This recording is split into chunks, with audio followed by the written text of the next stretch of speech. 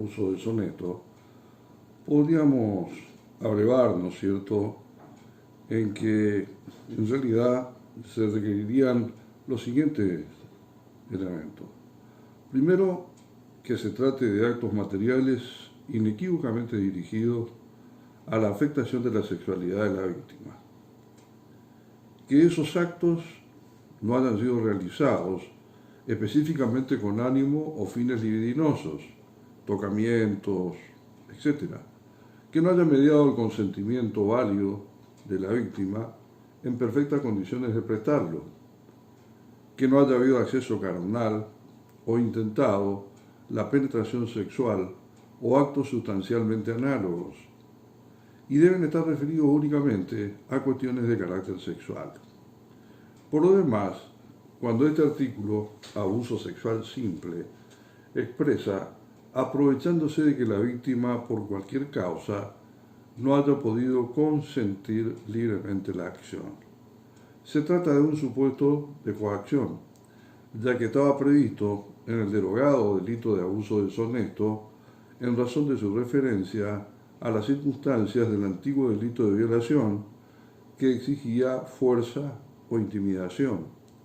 El abuso constituye un uso indebido, en forma injusta, impropia o indebida, pero debe contener necesariamente el aspecto sexual.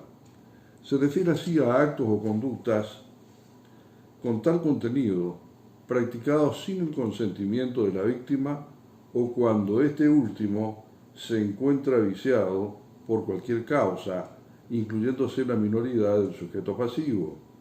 Conforme, ¿no es cierto?, podemos verlo en Fontán-Balestra y Carlos Ledesma, Guillermo, en su Tratado de Derecho Penal, parte especial.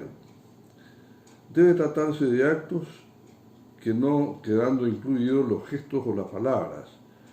Tales actos deben practicarse esencialmente sobre el cuerpo de la víctima o también que la obliga a practicarlo sobre el cuerpo del autor.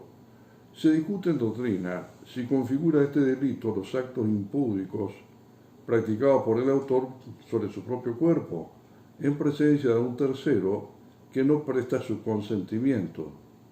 Para Dona y Ricardo Núñez son constitutivos de esa ilicitud, mientras que Soler considera que no hay abuso sexual sin perjuicio de la posibilidad de que pueda existir una corrupción.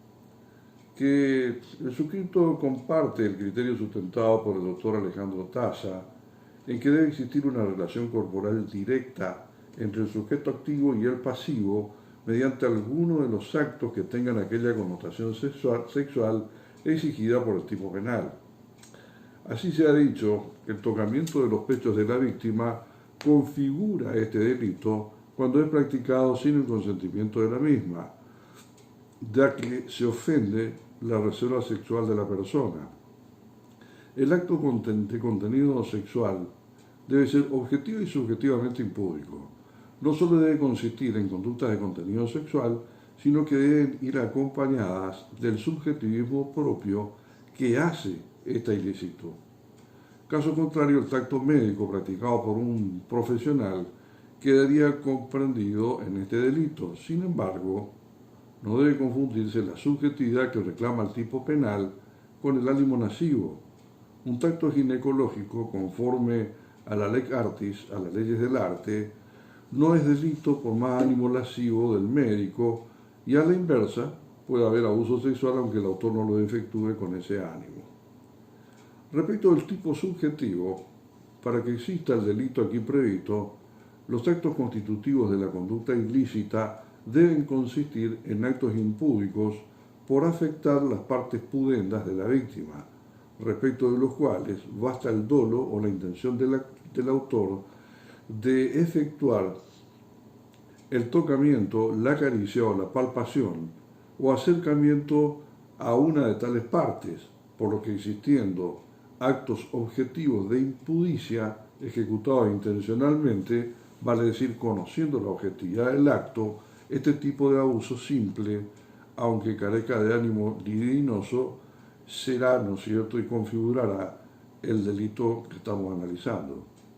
A juicio de Alejandro Taza, conviene distinguir aquellos actos que de por sí no son impúdicos por no dirigirse directamente a las partes pudendas del ofendido, de aquellos que sí tienen esa objetividad. A nivel del tipo subjetivo, el delito de abuso deshonesto no requiere un dolo específico.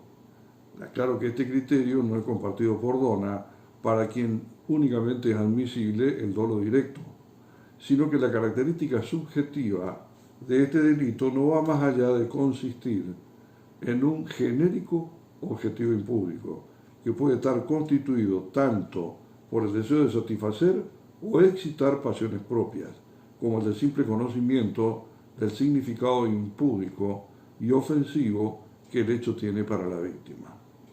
El motivo libidinoso como elemento subjetivo del tipo es imprescindible en aquellos casos en que los actos tienen una dudosa significación objetiva impúdica, como por ejemplo las caricias o los abrazos, que pueden ser tanto inocentes como abusivos según dependa de las circunstancias particulares que se produzcan conforme a la jurisprudencia patria.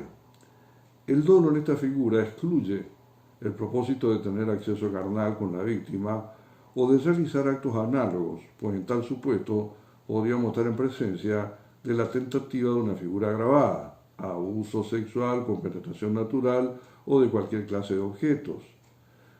Tomando en consideración el bien jurídico protegido, es prudente advertir que, en principio, cualquiera sea el móvil que ha regido al autor, se debe concluir en que si el acto tiene en su contexto, en forma objetiva en sentido sexual o impúdico, se ataca al bien del que se trata, no obstante que el sujeto activo no haya querido con dicho accionar demostrar sus impulsos sexuales. Pero es del caso también señalar, como atinadamente lo explican Creus y Bonpadre, que la trascendencia sexual que el sujeto activo otorga subjetivamente tiene la virtualidad para dársela a un acto que objetivamente puede no tener ese sentido, o cuanto menos es susceptible de tener un sentido distinto.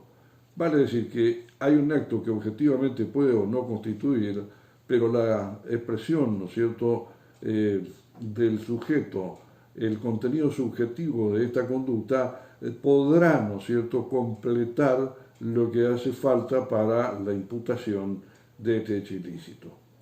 El concepto de abuso no solo hace referencia a la ilegalidad del acto, sino también y fundamentalmente a su debida intrusión en la esfera de lo sexual, al solo conjuro de los objetivos que tuvo en cuenta el autor al llevarlo a cabo.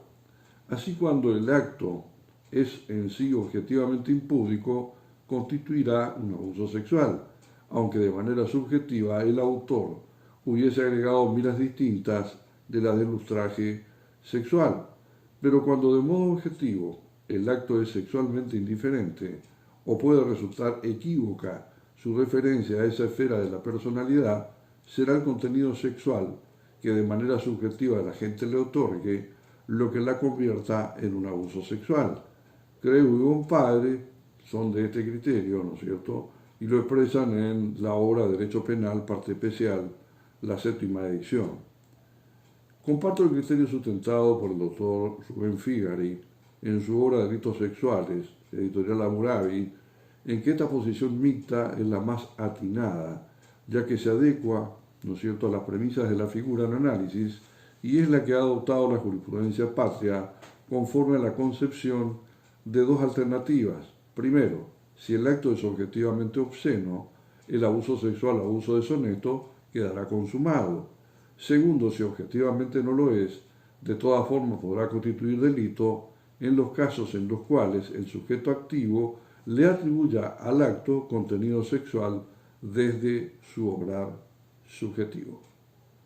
Ya seguimos brevemente con el tema de la tentativa.